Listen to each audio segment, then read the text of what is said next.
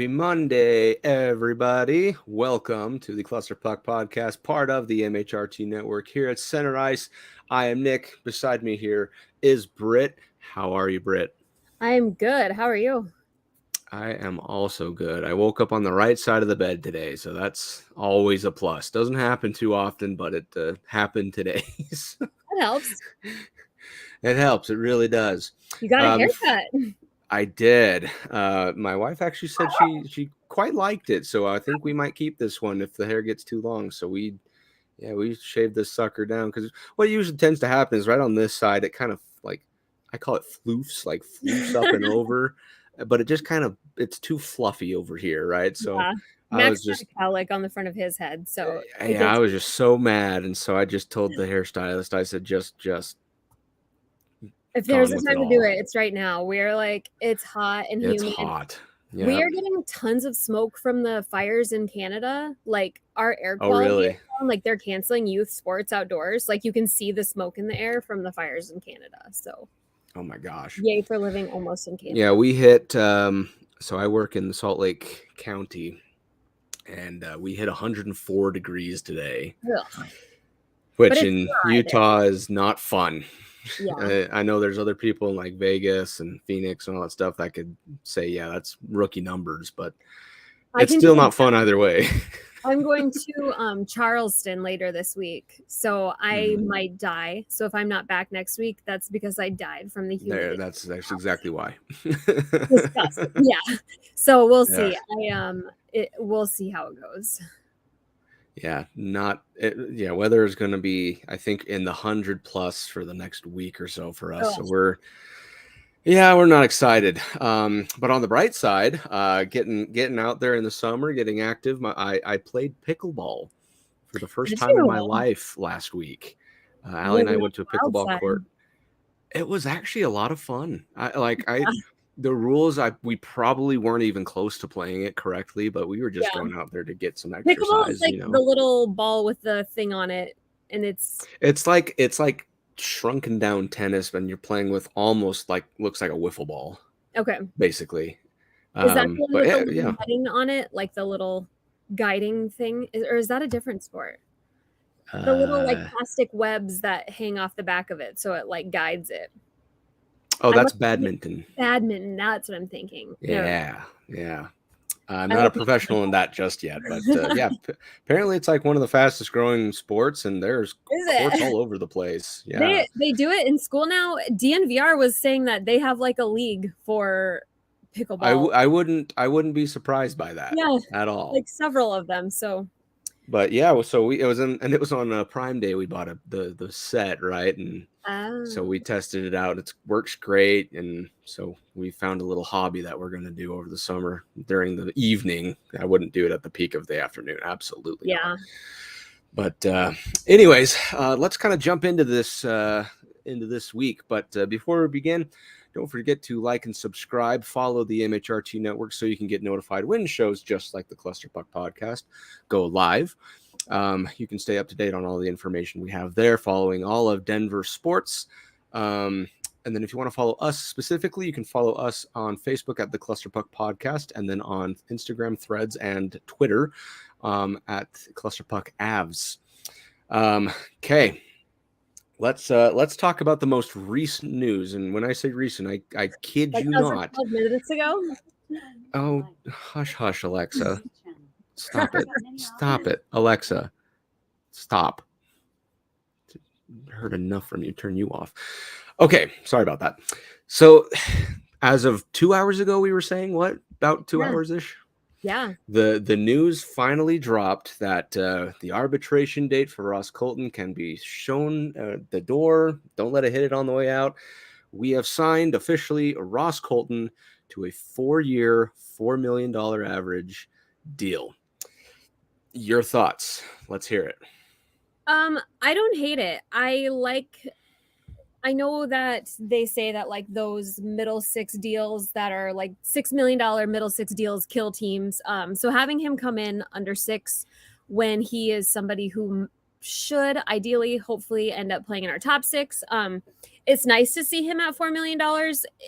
with the ARB stuff coming up, we had like 10 days before we got to arbitration. And when you go to arbitration, I think the contracts can only be 2 years. So if we would have gone to arbitration, that would have been kind of annoying to make that trade and then not be able to keep him any longer than 2 years. We have some business coming up here with some big guys. So it's kind of nice to lock down the little smaller roles and not have to deal with those on top of trying to sign Mikko Rantanen and I think that we'll find that in 2 years when the cap goes up, $4 million is going to be a value deal as long as he can maintain, a middle six presence with some hopefully upsides, which like I've said before, I think we generally see people succeed in Colorado. Very rarely do we see them fizzle out and underperform.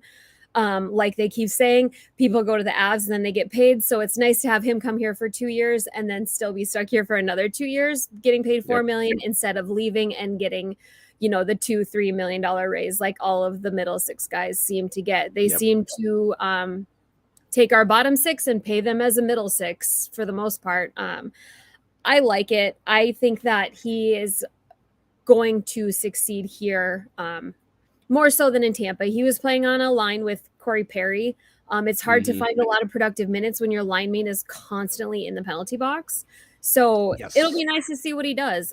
He also said he's wearing number 20. So it's a number, nothing special about it that I heard. But yeah, it's nice too that hopefully this propels even beyond him. I don't think this is a super important signing, but now we can finish our business. Whatever needs to be done should be able to get done. Not that it will immediately, but hopefully it pushes things through. What do you think? So I'm happy we got it done. As soon as we got the RFA rights from Tampa, I was thinking that this is a great fit for the Avalanche. As far as the term goes, 4 years, awesome, love it. Right, I think that's a perfect amount. I was hoping it was going to come in at like 3.5. Yeah. So to me, it starts overpriced just a little bit. However, I'm really confident with Ross Colton's ability. He'll play at the $4 million level. So it's nothing to write home about, but just it would have been something that I would have tried to go after, and the Avalanche probably did. But I'm happy it's done. We still have, I think, after that signing, $2.8 million left to try to maybe go after maybe like a seasoned vet for a league minimum or something like that. But it's great to at least have a solid. Which is something that I prefer to see, considering most contracts age poorly. It's nice to see you getting value down the road, especially cap space is far more valuable than anything these days. You're seeing really good players being let go for nothing. The buyouts, buyouts used to be such a big deal, and the buyouts are just another tool for teams, even buying out people that they like and don't want to lose. But I really do. I agree with Allie, and that's just, I'll always have my bias that I think the Avs will get more out of him than anyone can. And I'm sure that it hurt Tampa to lose him. They weren't excited about losing him, especially to us, I'm sure. And he's jacked to be in Colorado. He's a golfer, so he can golf. There you go. Miserable in Tampa. So it's nice to have people that seem like they genuinely want to be here. I don't know if you saw the Johansson gig with him wearing Nathan McKinnon socks. I did not. I need to look this up. Yeah, it's just a video of him decked out in Avs gear, and he's got a Nathan McKinnon face on his socks. So they're excited to be in Colorado, and I think that that's so valuable. I like too that even if he didn't work out, $4 million isn't that hard to swallow. You know what I mean? It's not too hard to get rid of or bury, or it's not like those $7 million contracts that go bad. And I don't know, I'm sure you follow Evan Rowell. Is that how it is? He did make an interesting point. I believe it was him that Comfer and Newhook combined signed for $8 million. That was exactly what I was going to say. Yes. So our upgrades to those both also signed for $8 million. And I think it's pretty safe to say that talent-wise, ceiling-wise, current playing ability-wise, it's an overall upgrade on both ends for our, 2 and 3C. So I just don't think that there's anything, I don't think that there's any negatives to it, because it sounds like that's what they were going to sign for, whether we gave it to them or someone else did. And clearly that's why they left. So to have people that want to be here for that amount of money right now, with a little more tenured NHL, careers, we need them now. This is our window. So I'm fine with it. Yeah. And you hit the nail on the head. Stole the words right out of my mouth. We're paying the same amount of money for Ross Colton and Ryan Johansson as the Red Wings and Canadians are paying combined for Alex Newhook and JT Compher. But you look at the talent shift, like with what you said, the value, I think it's pretty overwhelming. The difference of style of play and production you're actually paying for production. Whereas, and this goes to, no offense to Newhook and Compher, it's just not something we were seeing for a few years now. I think we've seen Compher's ceiling last year, and it's not sustainable. It's probably not going to change for the better. Not that he's a bad player, but when you have two players that probably have a higher ceiling yet and are already comparable, it's hard to complain too much. Exactly, it is. And actually, let's actually shift our gear into that next segment. Speaking of Alex Newhook, this is news that I still have yet to digest. I don't know it to its full extent. I only saw bits and pieces, so it's possible you've probably done some more. But Alex Newhook, I guess, had some comments about what he thought of the trade. So Brit, you probably know a little more than I do. I don't probably have the full story. So why don't you relay that to us? And I mean, they're pretty standard responses that any freshly traded player, especially for somebody younger, is going to say. He essentially said he was frustrated in Colorado, that at times he felt he was underutilized and not given a lot of opportunities, which as a Colorado fan, and I can imagine their staff, is almost mind-blowing to hear, because he was given more opportunity than 21. Is that a freshly 21-year-old player will get with a Stanley Cup driven team the chance to take the 2C position? Granted, he had a short leash, but we don't have time to give a long leash right now. And to say that he lacked opportunities really is kind of a kick in the teeth, though I don't know if he meant it as deep as most of us will take it. I think it was just a standard response, but it's pretty disappointing to hear, because bro, like, you could be leading a Stanley Cup second line right now. And that's, I don't know. I'm not like angry or hurt by it, but it is kind of like, dude, come on. Yeah. And I'd agree, because, well, half the time I kind of feel like maybe, they might have underutilized him, but the problem is he didn't really do himself any favors with how he performed with the chances he was given. So it's kind of a mix of both for me, where, it's difficult, because we will never know exactly what Alex Newhook would have become with the Colorado Avalanche. And clearly he felt underutilized. So this, end of the day, it works out. Our trade ends up becoming Ross Colton, and he goes to a place that, a younger team developing it, still to a place where he will hopefully be utilized and not have that Montreal Canadiens effect happen to him, where the brain games go on and all the, rumors that happen over there. But so I think it's still a win-win. It's nice to know exactly what his thoughts were. That's probably the biggest thing that I was feeling. I was like, at least he understood his side of the issues. I truly believe that he's someone that could have benefited greatly with a full year in the AHL. We definitely progressed him, maybe had higher hopes for him than he could have lived up to, but it seems like there was also some mental health issues in there. They sent him back to the AHL to help regain some confidence, I think was the that Bednar used, and that did help. He went down for 10 games, I think. Wasn't that the year we won the cup? I think we sent him down for 10 games for a few games. Yep, that's right. Yeah, and it just seemed like it was a constant up and then a lower dip and an up and a lower dip, and then it kind of peaked through the playoffs. And then last year was just, it seemed like the dips were lower than the highs, and you got to wonder if maybe there were some mental health issues there or some bad blood. And so maybe there's a bigger benefit that we could know by just getting him out of there and bringing somebody in that wants to be there. If he had kind of checked out mentally after last year, not feeling that he was truly on the train and trusted completely, regardless of what the rest of the entire fan base and staff thinks. Once you get that in your head, it's hard to clear it out. So the mental reset might be enough for everybody. Sounds like Ross Colton maybe kind of had some of the same things with Tampa. So, maybe this is just what they both need to reset and come in and start strong and finish strong through the year.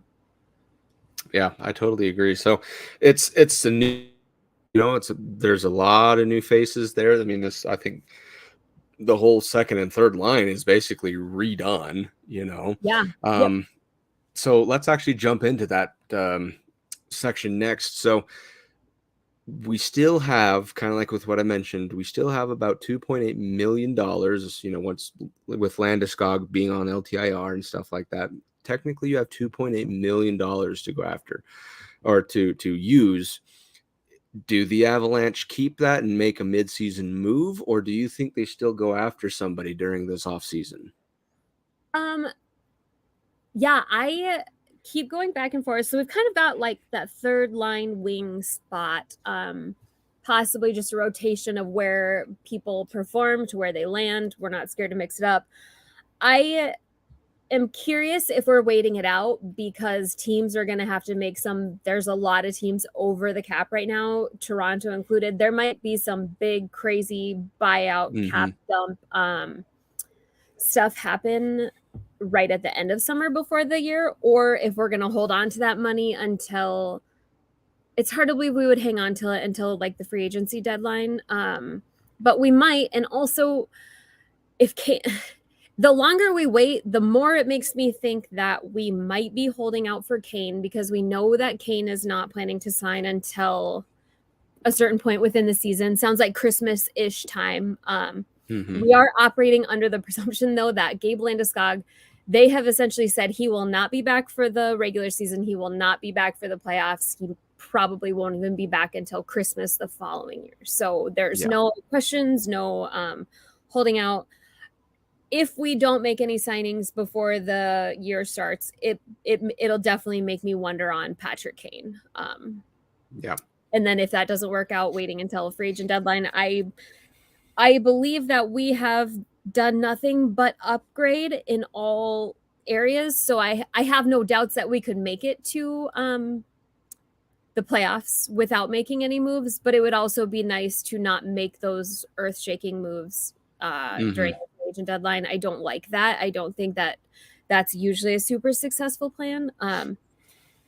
Kane, and then, I mean, everybody's got their eyes on Tarasenko. I don't know if we have enough money left to offer him, and I feel like whatever he gets is going to be an overpayment for a desperate team. Is there anybody that you're thinking of specifically? I mean, Taze is still unsigned. He hasn't clarified, though, whether he's going to retire. I mean, there's no guarantee that he's going to play. Yeah, that's true. Well, and that's one thing that even I was debating, just kind of thinking about this today, was like, what are the immediate needs, or are there any immediate needs?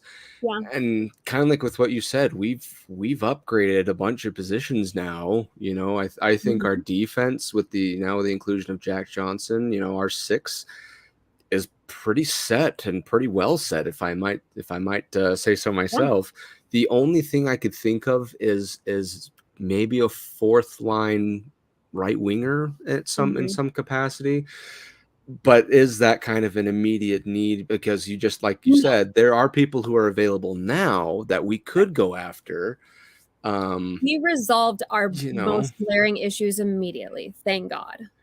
So at this point, it might be, do you think it could be more a matter of just taking whichever of those small positions we can get the best deal for as it arrives. Exactly. Well, and there was, I mean, I know that a few people, I guess I'll say, they are convinced that a good fourth liner that you could just sign in, he's had a rougher season kind of last year, was Jesse Puljujarvi, for example.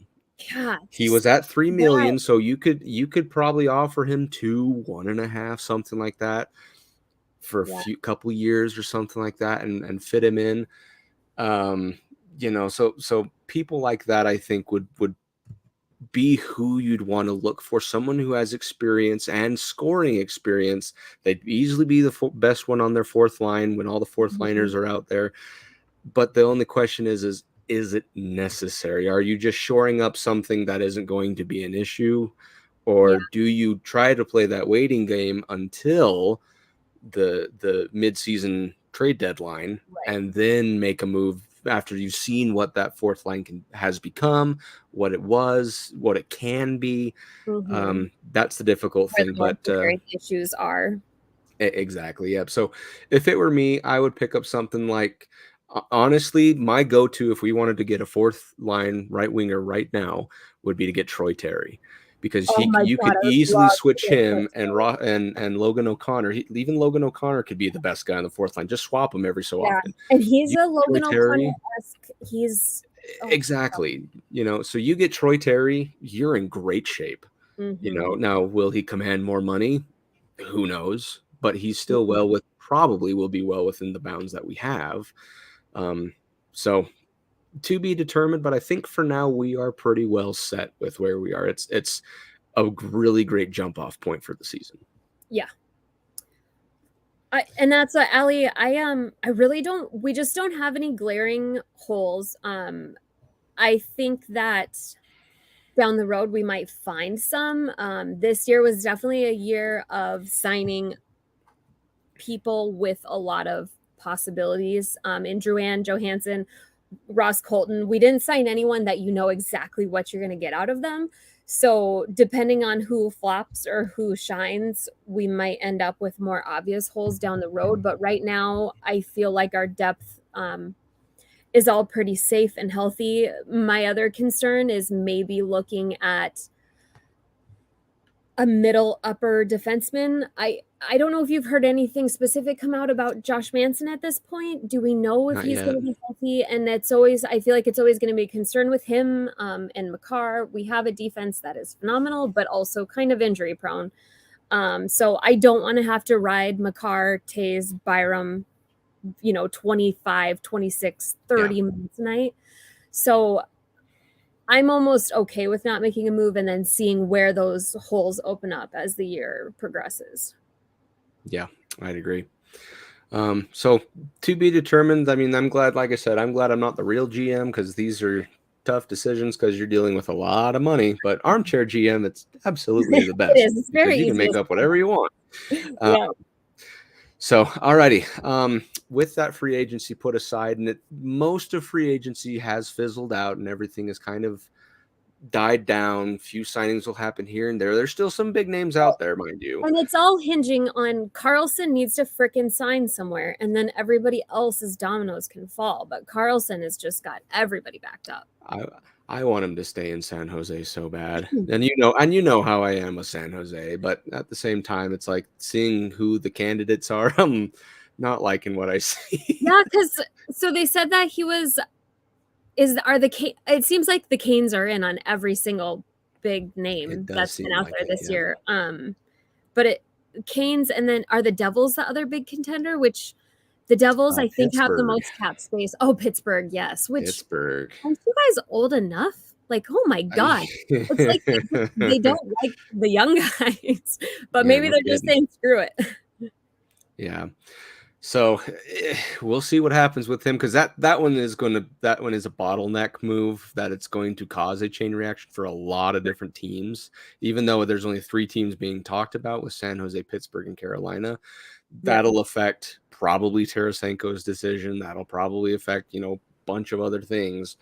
So yeah, to be determined. But for the most part, the free agency, at least portion, is kind of done, where it's usually that first day and then throughout the rest of the month and up until the deadline, up until practice begins, for preseason and stuff, then people kind of sign through here and there. So let's actually discuss that then.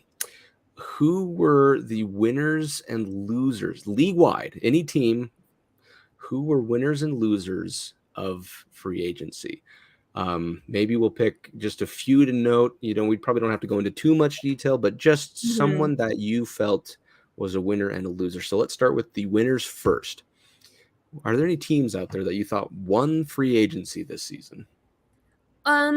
So for mine, I will go with like my biggest hate it winner is the Stars with Duchesne, and they just, I don't know, the Stars scare me. I just don't think the West is very threatening. I think it's just basically going to be the Avs, the Stars, and the Knights. And the Stars didn't get a lot worse, but they lost Domi, but they take Duchesne. I just really think that Duchesne fits with them so well. I don't know. And they kept what's his face that I wish we could have Dadonov, however you want to pronounce it. So I really feel like they just filled out the very little that they needed to, and you can only expect to see progression from Robertson. So yeah, the Stars are scary, I think, and now they're just scarier. One that I had thought of. And see you later to Avatar. Thanks for coming. We always appreciate you. You're always here. Yes, thank you so much. We love your comments and participation. And welcome Tim as well. I saw a comment from Tim Bales, and so welcome. So one that I thought, and this it could pan out, but it could also be a man-made natural disaster. But I think for now, a team that won free agency was the Detroit Red Wings. In my mind. They're on my loser list. See, and I'll tell you why. And I can see why they'd be on a loser list. I totally understand. Or just confusing, like just bizarro. It is bizarre, and I totally agree with if you put them on a loser list, because it could absolutely implode. I just think there's something about them with DeBrincat and Comfer. That's the Brinket. Gostis Bear, and a few others there. Love me some. There's a few people that I'm just thinking if the chemistry kicks off, right? Because for example, DeBrincat, he's a Detroit boy. He's a Motor City native, so he could pop right off and get everybody else involved. So I just worry that if the chemistry kicks in, it's going to be a really good season for the Red Wings. Will it happen? Can you imagine Comfort go out and just destroy it and just exactly right. So it's like if he finds this new team, he gets this chip on his shoulder that the Avs let him walk and whatever. Yeah. Maybe he plays with some lit fire now under his feet. So I would say, I regret to say it, I guess I could say, but a winner team that I saw was Detroit. Okay. Any other winner teams? I mean, the Devils, like Allie mentioned, the Devils are just, God, they sucked so bad just a couple years ago, and now it just seems like they have done everything right. The Timo Meier signing seems a little bit high, but you just got to keep thinking, though, in a couple years, it's probably not going to be. And who's the other one that they got? They have Toffoli. I really think that, I don't know. I think that they're pretty scary. Their biggest question, though, is going to be goaltending. So we'll see if they're going to do something to get, what's his face? Hellbuck. But they also might trust Akira Schmid. And who's their other guy? I mean, Schmid played fantastic until he didn't. In the playoffs, he's young, though. So one more year of playing in the NHL is going to be helpful. But they're scary, man. And they were the laughing stock of the NHL like 4 years ago? 3 years ago? If that, yeah. Not very long ago. Yeah, and I don't think that they're even at the cap. I think they've got a little money to move. So we'll see. Yeah, I agree. just a couple of honorable mentions for me that I think are probably winner teams at the end of the day. The Arizona Coyotes are one. Now, it's not going to be earth-shattering or anything, but they did get better, in my opinion, with their signings that they had. Yeah, you can definitely see the progression of. You can see the progression. So anytime it's a winning free agency, they're getting better. It's always noteworthy. So I think Coyotes actually took a couple steps up. The Blackhawks did a pretty all right job with their signings, and now they got some tools around Connor Bedard for his first season. So it'll definitely be something to keep an eye on. Like I said, I take this at face value. We don't know for certain what's going to happen. Taylor Hall could break a leg game one. We don't know. Sounds very Taylor Hall-esque. It does sound very Taylor Hall-esque. And then what was the other one that I had on my notes here? Oh, well, the obvious one, the Colorado Avalanche. That one, that one is an obvious one. Yeah. Winning, I think, big step up on a lot of fronts. And the thing is, just no big steps back. It's not like we're having to compensate for something within the same. I really wish that I wanted Pacioretty to come to us, but it's like, I meant to look up, has he played in 2 years essentially? Because he tore that Achilles again right away. I think he played a grand total of 5 games for the Canes. God, and when you saw that happen and you just knew that he tore it again, it like broke my heart. But I love the Caps are my number 2 team, so I'm not mad about it. I don't think the Caps are going to, I don't know. The Caps are such a weird thing right now. I feel like they're just going to hang on for dear life until Ovi hits his until he's 60 years old. Like burn it all down. He'll be the next Jaromir Jagr though, where he's 55, 60 and still kicking it on the ice. He's got to have 2 really good more seasons, and then he should be able to hit it. Maybe 3. I don't know. He needs to hit it. Those Russians, you don't know about that vodka they drink. It gives them eternal life. It seems like, man. Yep. So who are the losers, or do you still have another honorable? No, I think as far as those are kind of the more, I would say, clear cuts. As far as losers go, there's a couple that I do have. So I have the Winnipeg Jets. Because we know there is going to be a trade impending. I know this is free agency. However, players still left and might still take off in a trade. Hellebuck being one of them. And they already missed the mark to trade him for money, so they're going to have to give that mofo away. Exactly. God, you guys. That was the only. It's going to be for peanuts, right? So I think Winnipeg just kind of. It's unfortunate, but it's like, sorry, you're going to have to take the L this season. And I don't want to call it rebuild or anything like that. A rebuild, retool, repurpose, kind of put a different team together. Not so miserable. Exactly. There's that Jesse, what's his last name? He's a beat writer, I think, for somewhere, but he's always whining about how Winnipeg is not that bad of a place and NHL players should want to play there. And it's like, dude, Winnipeg is the worst place in the world. It's so cold and sad and the roads are awful. I hate Winnipeg. And the fact that he's genuinely whining about it. And it's like, when have you ever seen Winnipeg land something? I mean, what a miserable place to try to get people to come. It's sad. I don't even know if they can rebuild because they got to basically trade to get people there or draft them, and they can't seem to do any of it because people don't. It's not a place that people seek out to want to go to, Yeah, I agree. Another one that I'm thinking you haven't done anything. And that's the thing is you've lost players, but I have not seen you bring anybody in, and that is the Vancouver Canucks. Ekman Larson just took off for Florida for the Panthers. You can pretty much love Calgary and I don't know if they have signed anyone noteworthy, have they? No. None that I'm aware of. And it's the exact same story for Calgary. I mean, I would say that Calgary, it's hard to even label them a loser at this point. And same with Vancouver, because what are you doing? What are they doing at all? They no intentions or direction.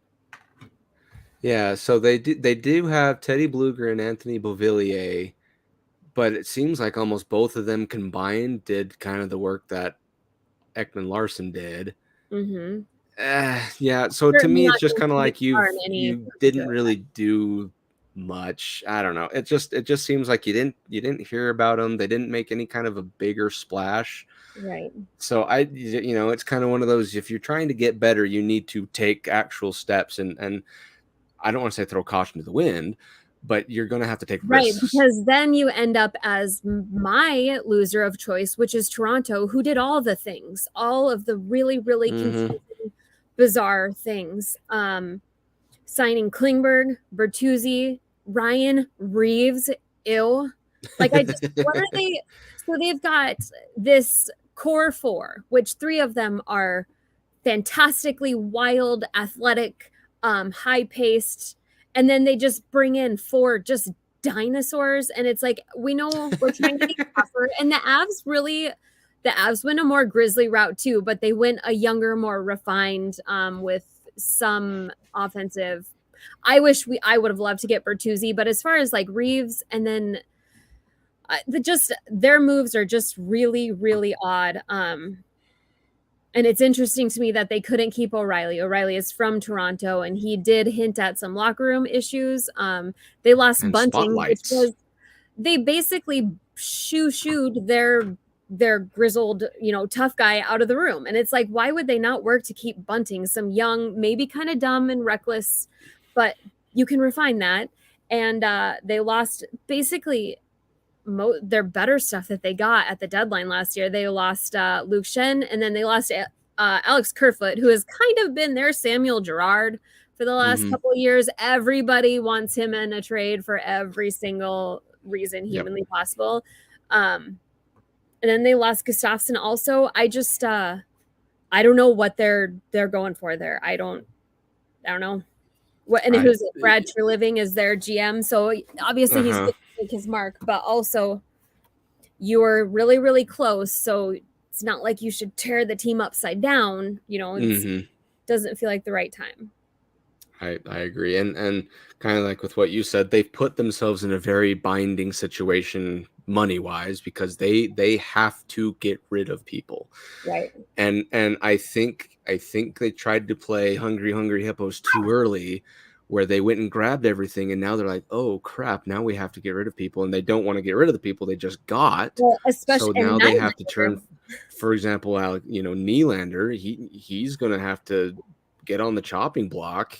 And that's really the collateral, missed the ball. They should have traded Marner prior to his no trade clause kicking in, or his no trade, whatever it is, kicking in. Because no trade clauses can really ruin a team down the line. Even though there's no immediate threat when it does happen, I can't believe down 3-4 years. It paralyzes the entire process so many times, and I just don't understand how they didn't value Nylander over Marner when Nylander's proven that he is far more of an asset in the playoffs than Marner is. And we don't need good. They're doing just fine in the regular season. They need their playoff performers, and that's not Marner's gig the way it has been Nylander. So I don't know. And Nylander wants $10 million. Well, in 3 years, when the cap goes up $20 million, it probably won't be a big deal. But for now, there's only a small handful of teams that can shell out that kind of money. Exactly. It's a bad year. This is the year of the bridge contract. So I don't know if that's right. You take one with Toronto or somewhere else to get him through. Maybe a sign and trade. He honestly has a tainted. They got, like Ali said, that his teammates, the core four, they're all getting paid mad money right off the bat, overpaying for the beginning of their contracts. So it is no wonder that he wants that, but it's not. That's why they can't win the Stanley Cup, is because they're overpaying 4 guys, and they've got to get out of that and get some value from some underpaid people, where you get like the Kadris and just the people that come in and do more than anticipated, and hopefully the Drouins and Johanssons, we'll see, and Coltons and and that's what sometimes it's gonna bite you in the butt, but that's why you're more calculated than they've just proven that system or way of doing things is not going to work. But I'm very curious to see where Nylander goes and for how much, because there's not $10 million left, I don't think, with any. I mean, is he just going to go play for the Coyotes or the Blackhawks for $10 million? Do they send him to the Sharks and join and have Tarasenko signed there? I'd be more than happy with that. But the thing is, do the Sharks even have that much money for as bad as what do the Sharks have for cap? They have 5 right now, but if Karlsson leaves, that sucker will jump up to like 12. But they'll have to retain some of Karlsson, won't they? Well, that's just it. As originally they wanted, the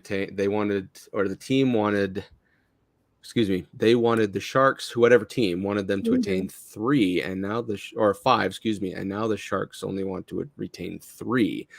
And that number, from what my understanding is, keeps getting smaller and smaller because there's just no money left, and all of the loopholes and the weird little stuff that they can do, it's all running out. Like exactly.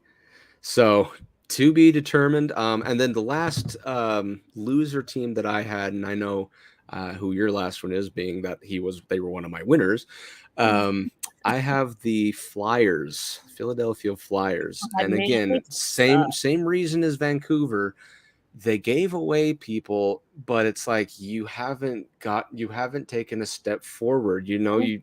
Even a stalemate, or your team hasn't progressed, neither digressed. To me, that's still a loss, because every organization should share the same goal, and that is to win the Stanley Cup. And if you're not taking correct strides to do that, you need to rethink your strategy. Right. Especially when it's not like they're in a rebuild. It's not like there's a distinct reason. They just keep declining while seemingly supposedly trying. It's exactly really concerning.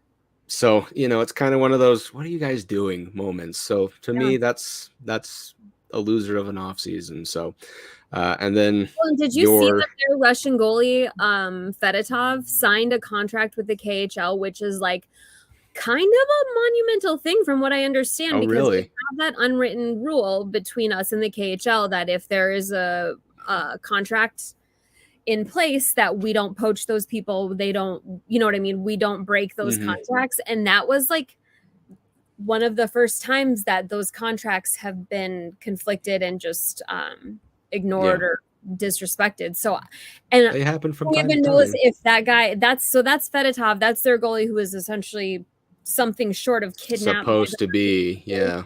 So he might not have any say in that. I don't know, but I don't know. I'm surprised there hasn't been more coverage. I thought that was going to be a pretty messy issue, but they might not be wanting to look into that, considering it might bring more bad to him. The whole thing. And there, something might have soured over there. Some bad blood might have been mixed. Yeah. And now it's kind of like, good riddance. Don't let the door hit you on the way out. They might not even want him back at this point, because it sounds like maybe some scary baggage. I don't know. Yeah, I'm not sure. So, and then off to the last one of the losers of the offseason, Brit, you had Detroit. I don't know. It's just a weird, it seemed like they were at this steady progression for what they were building, and soon should have been like their, going for their all-stars, like getting their big swing, going for their big forwards. They've got Mo Seider, they've got Larkin and Kopp, and just the Comfort thing for the money is weird to me, because that's a lot of money right now for them. I don't know. And like, then they signed Justin Hall. It seems like they jumped the gun on the rebuild and then just placed themselves right at like just out of playoff, or just barely in playoff contention, and not really, finishing correctly. Which Yzerman is essentially the one who built the success of the Tampa Bay Lightning. So it's kind of confusing. You'd think that a lot of it is luck of who's available when, but I don't know. It's like Yzerman grew impatient suddenly, or he's just playing chess while I'm playing Go Fish. There you go. So those are our winners and losers for the offseason. Let us know in the comments, or DM us, or, whatever you want to do. Let us know who you thought winners and losers of the offseason were. You can, like I said, we have all of our call-ups and tags. We'll throw them out at the end of the episode as well, but let us know. We're definitely interested to see who you guys thought were winners and losers of the offseason. Okay, so let's move into the player spotlight segment of the episode. This is one of my favorite things because I learn about new things about players every single time, and we got ourselves a doozy for this week. Yes. Brit. So we have the one and only captain, my captain. We picked Gabriel Landeskog, just because should he never play again, everybody, even if you're a new fan, everybody should always know and understand the value of Gabriel Landeskog, other than the household name, the most perfect, beautiful human specimen I truly think that ever lived. So he's Swedish. He is, honestly, can you think of a more pure human than Gabe Landeskog? I mean, he's wholesome. He's a good dad. He's a big family guy. He was born November 23rd, 1992. So he's young. He was the youngest captain in the NHL ever. And he took over right before the Avs went through the most grueling 48-point season. The Avs being the worst season of all NHL that ever was. And he did that as pretty been like an 18-year-old. So he was the number 2 draft pick. He just basically came out with a bang and proved that he's a leader.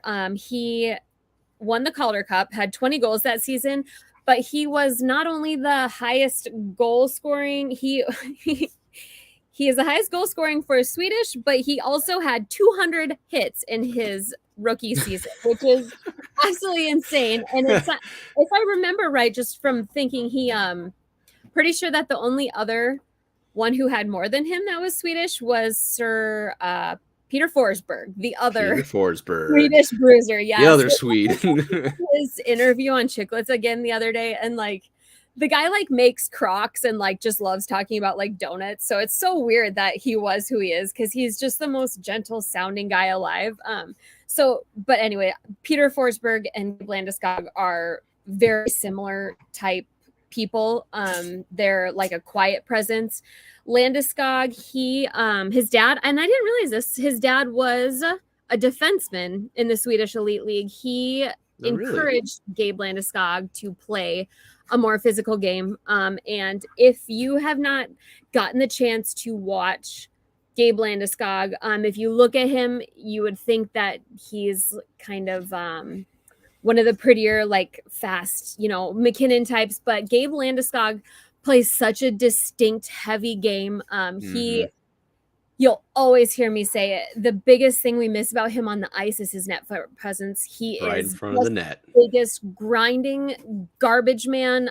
He is afraid of no man. My dogs are playing like crazy, so if my light goes crashing, it's because somebody's tangled in it. But I would love to know the amount of net front goals that we've missed from him. He is constantly just banging the crap in. If it hits the goalie, he's going for it. He's somebody that any player would really benefit trying to model from their game that doesn't have that fast skating or shooting presence, because that's something that you can work for. It's not something that necessarily has to be inherent, you know what I mean, to be a sharpshooter, stuff like that. He has really just worked his butt off his whole entire career. I didn't realize that he played in the OHL. He was on the all-rookie team. He was in the NHL all-rookie team. He only played in one all-star game, which kind of bothers me, because I feel like the time that he came, So, and it also sucks that, so was it in the bubble? For those of you that aren't big hardcores, he got his right above his knee cut by a skate. I think it was through both tendons, right? Through everything, the muscle, everything. And so he's been struggling with issues with that. He had a small surgery, and then it sounds like they did a bunch of PT.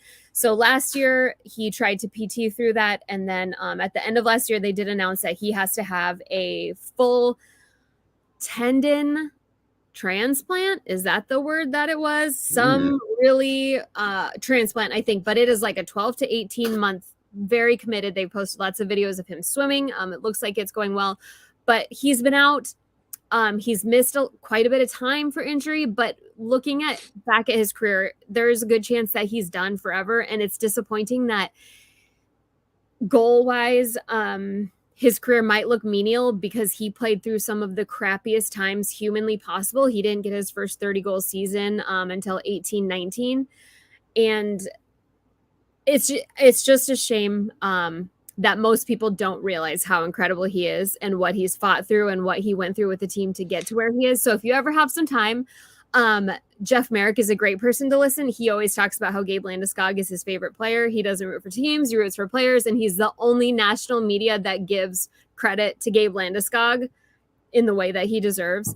But if you go watch videos, commercials, stuff with it, he has a hysterical what is the commercial line called that he does? Like All in the Family, I think, where it's just like little family gigs. They're really, really cute. I'll repost. I remember his Pepsi commercial with Cale McCarr. Oh my God. Where they were chirping each other. Funny. Oh, that's one of the best commercials I've ever seen. It is so good. He's got like one of them is it's usually it's like All in the Family. It's him with his family. He comes down for Christmas pictures and he's got a sweater on and it's got like a C on his like sweater from Family Pictures. And she's like, what? His wife's like, what are you? And also he has the most beautiful he's got some cute kids. Oh man. My God. I just screenshotted a picture of his baby earlier today to send you because they're just, his wife is beautiful. Just the Swedish are just they are just fine people, and it's just not fair for people like me. His wife is like, "What are you doing?" Because he's got a letter C on his like family holiday. He's like, "I'm the captain of the family," and she's like, "No." And another incredibly impressive thing about him is if you go listen to him talk, he hardly has a Swedish accent at all. He doesn't. You would think he was from somewhere in Kansas. It's amazing. The way that most Swedish people speak English is really, really impressive. There's a hysterical video of him with a bunch of teammates at his house in Sweden. He ends up getting butt naked in his hockey gloves to go paddleboarding out into it looks like the most beautiful and serene place you could possibly imagine up. But yeah, so that's his days spent in the summer is apparently naked paddleboarding, on a beautiful lake. Man's dream. But he's I think he's just a really, really wholesome. I think and I see Allie's question here. I think he is still the youngest. Maybe he's not. I think he's going on 11 years now as captain? Because so 12 and he's younger 12, than me. 12-13 was his first year as captaincy, which I will add a note. This is pretty cool. He joins a very short list. Ever since the Avalanche became the Colorado Avalanche in 1995, there have only been 4 captains. Is that not the most insane stat you've ever heard? No, because I swear everyone else, it's like we have 30, we have this, we have whatever. Now, granted, it's not as long a time, but there's only been Joe Sakic, Adam Foote, and Milan Hajduk before Gabriel Landeskog. And all 3 of those predecessors are in the rafters. Which means Gabe is destined to get his number retired. Absolutely. If he didn't, I would riot. Yes. For sure. So, plus him and Eric Johnson, this was news, I think, as of today. They joined an investment group to buy an English football team, Leeds United. Ooh. So he is now part owner of a soccer team as well. There's a little, I know, I wish... joining Ryan Reynolds and stuff. But yeah, Leeds United, I want to say they were part of an investment group, him and Eric Johnson. And so now they can flaunt a New Jersey when they're repping over there in England. So I think I lied about, so Landeskog took it from Crosby. Maybe McDavid was 19. McDavid took it from him. Maybe I've just got that tucked away in my brain, but it's supposed to be the Avs. And well, to us, he still is the youngest captain to ever take it. He's still one of the youngest in the league. What is he, 28, 29? And I think that they're not much younger for the ones that are currently in the league. But the fact that he's been doing this since he, It kills me to think about him gone. Sorry, I could literally talk about Gabe Landeskog for the rest of my life. But If you hey, haven't, positive vibes, Britt. I know Positive vibes. He'll I come back. He'll be love back. Gabe Landeskog, and if he didn't, Everyone does. I would like to think that he would stay with the association somehow, but I think that he would go back and live his life away in Sweden. He's also just a family guy. I don't think that he cares to live the rest of his life in a stressful position like that. So I don't know. I really, really hope we get him back at some point. I don't want to stay done forever, and I don't know how anybody could hate him. I know that he does have enemies though, because he plays so hard, and especially after that Kirby Doc hit, I think he kind of got the dirty.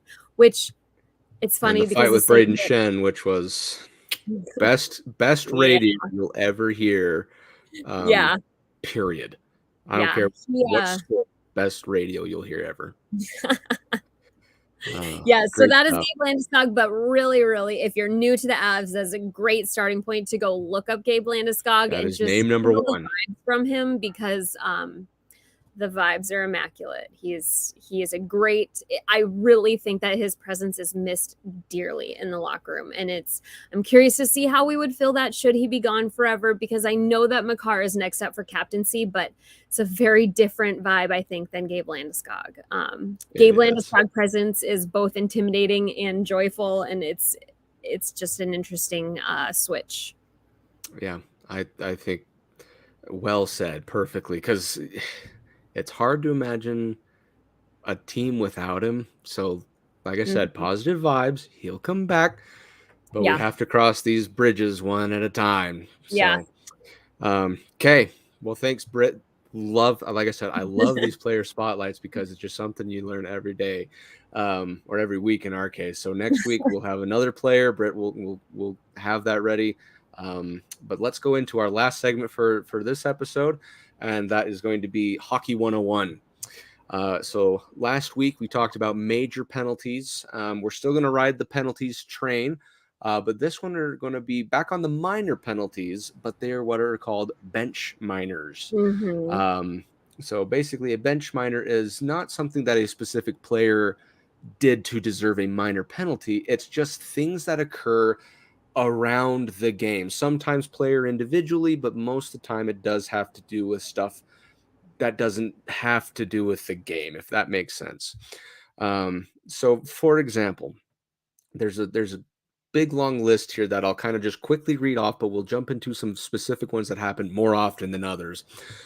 So list of bench minors include delay of game, face-off violation, illegal substitution, too many players on the ice, also known as too many men, throwing objects on the ice, if the coach steps on the ice during play, illegal equipment, unsportsmanlike conduct, refusing to play the game, interference with an official, and an illegal starting lineup.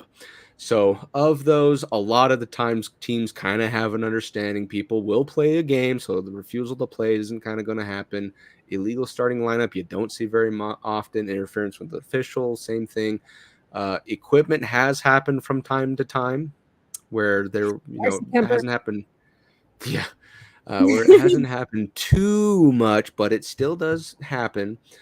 So let's jump into kind of the more common ones you will see when watching a game of hockey that this would more than likely pull up more than anything. So the first one that does happen regularly, I'll say, is the delay of game penalty. So a delay of game penalty is when there's is it on 5? It's 5-on-5, or is it in any case shorthanded, power play, anything, right? I can't remember. When there's a delay of game penalty, it's just a 2-minute 5-on-4. Right, but does that? It's not nullified regardless of how many are on the ice, right? I think it's any time, if I'm not mistaken. Right. Yep. But for now, let's just we're 5-on-5. That's usually when it happens, anyways. So what typically would happen is when you are in your defending zone, meaning you're backed up against your own goalie, and you're trying to clear the puck or get it out of the zone, the other team's offensive zone, aka your defensive zone, and you hit it, the puck goes sailing into the crowds without touching the glass, a net, the safety nets around the back, or another player's stick, right? If it just goes untouched into the crowd while you are in your defensive zone, they call that a delay of game. And what my understanding is, and Britt, you could correct me if I'm wrong, is back in the times, players would just, if they couldn't get it out, they just, kind of try to get it out of the rink to stop the play. That happened. It doesn't. That's what they say. That much. But at the same time, I just don't think it was nearly as much of an issue. But it definitely would be abused if it could.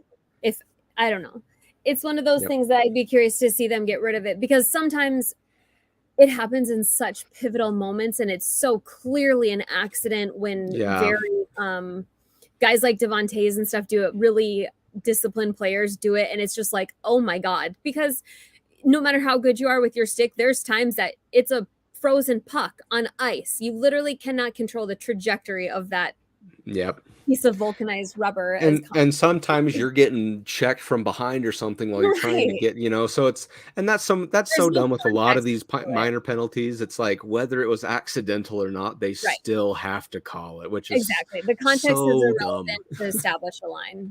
Exactly. So that's a delay of game penalty again. And I think it's, the team can pick any one to serve in the box during that time. Is that correct? And that's not for, so delay of game, or not for delay. That's right. It can derive from like any stalling of the game.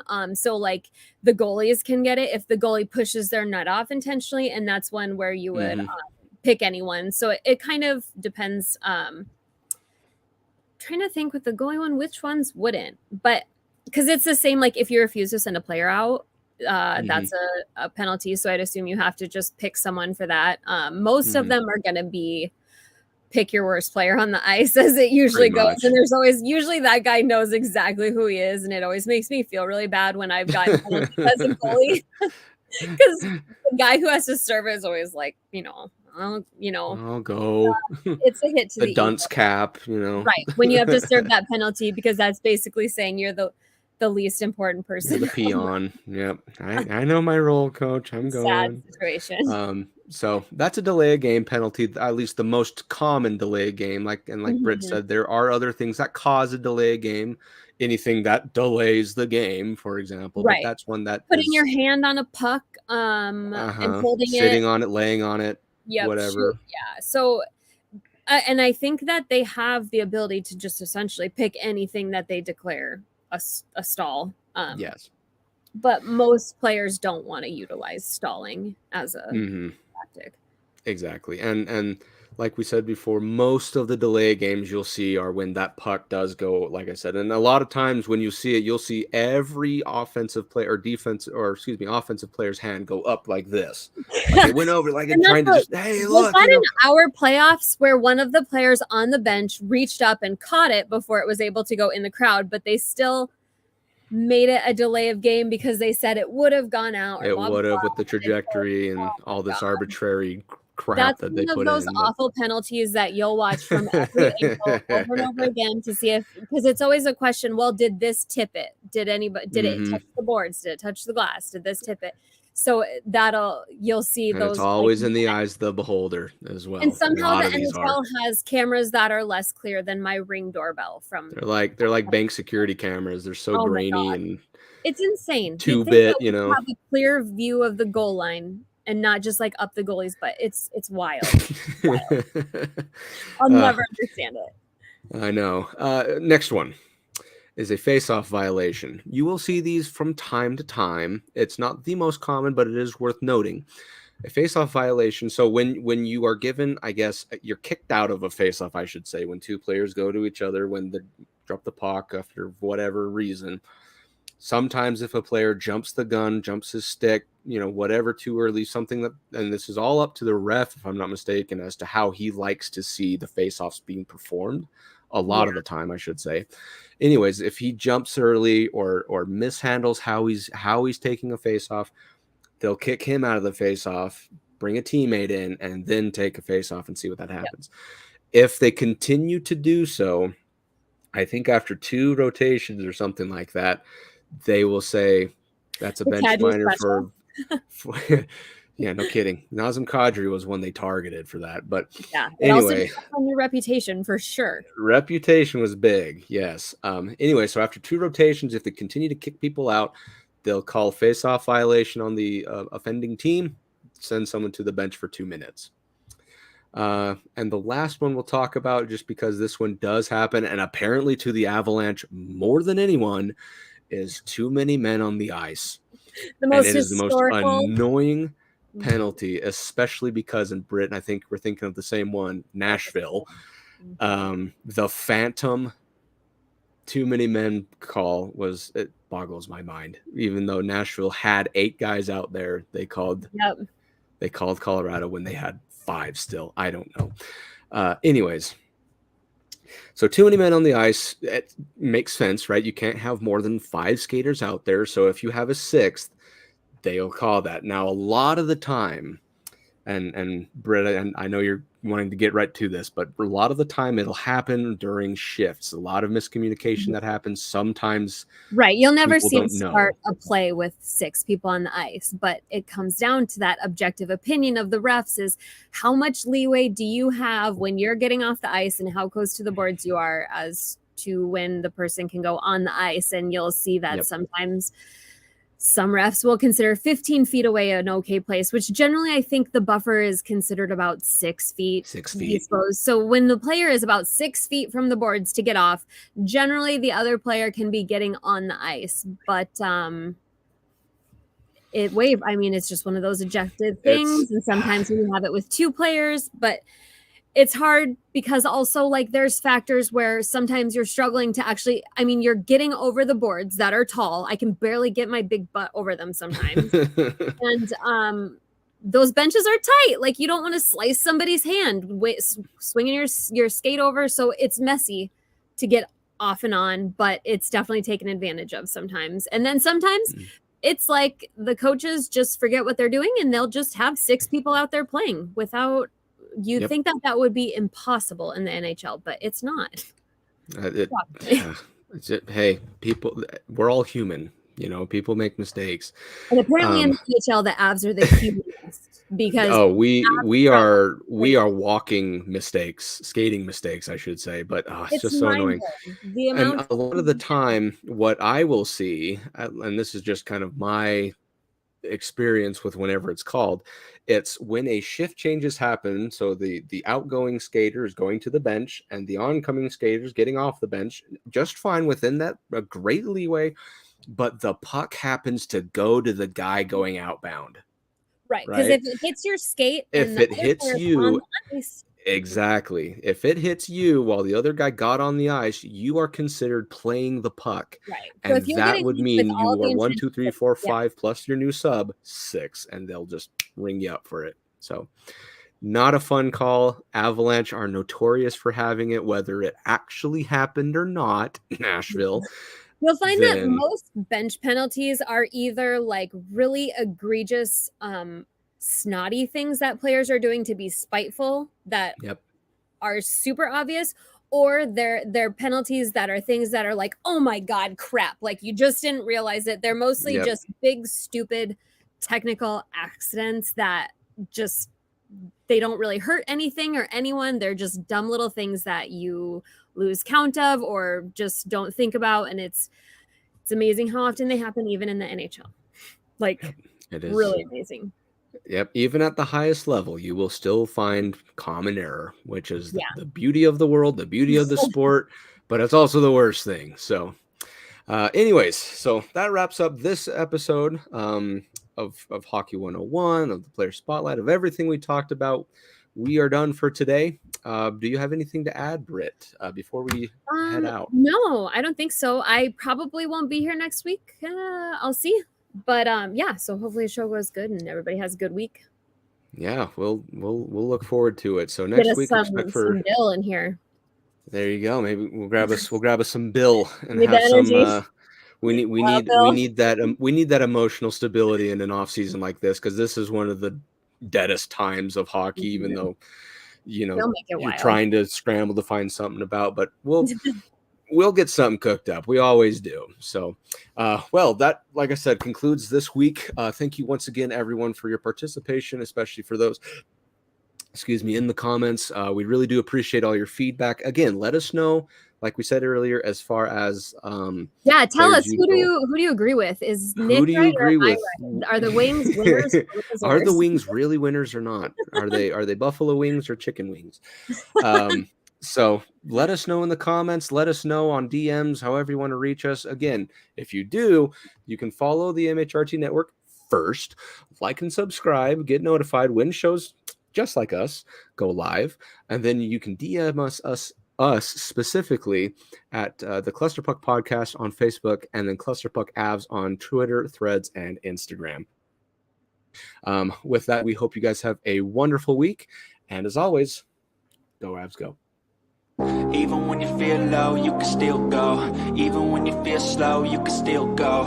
Even when there's no hope, you can still go. I never answer to no, man, I still go. Go, go, go, go, go, go, go, go, go, go, go, go, go, go. Hustle hard, hustle every single day. I'll be making moves till I'm